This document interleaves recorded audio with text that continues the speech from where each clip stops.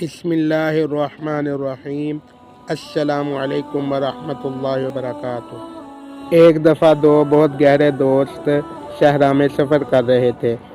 سفر کرتے کرتے آپس میں بحث ہو گئی تو ایک دوست نے دوسرے دوست کے منہ پر تھپڑ دے مارا تو وہ بہت دکھی ہوا جس کے منہ پر تھپڑ مارا۔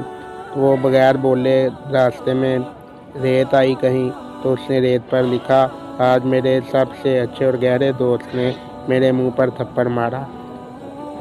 یہ لکھ کر وہ چل پڑے تو راستے میں ایک جھیل آئی تو دونوں نے نہانے کا ارادہ کیا۔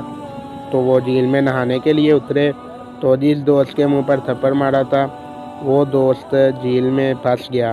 تو دوسرے دوست نے جس نے تھپڑ مارا تھا اس نے اس کی جان بچا لی اور اسے باہر لے آیا۔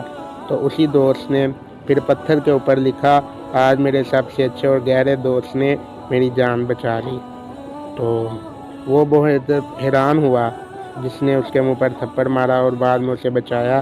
تو اس نے اس سے پوچھا، آپ نے یہ ایسا کیوں کیا؟ تو انہوں نے کہا، جب تم نے میرے منہ پر تھپڑ مارا تھا میں نے ریت پر لکھا تھا تاکہ درگزر کی ہوا چلے اور اس کو مٹا کر لے جائے۔ تو جب تم نے میری جان بچائی تو میں نے اسے پتھر پر اس لیے لکھا تاکہ کوئی اسے مٹا نہ سکے۔ یہ جس سچی دوستی ایسی ہوتی ہے۔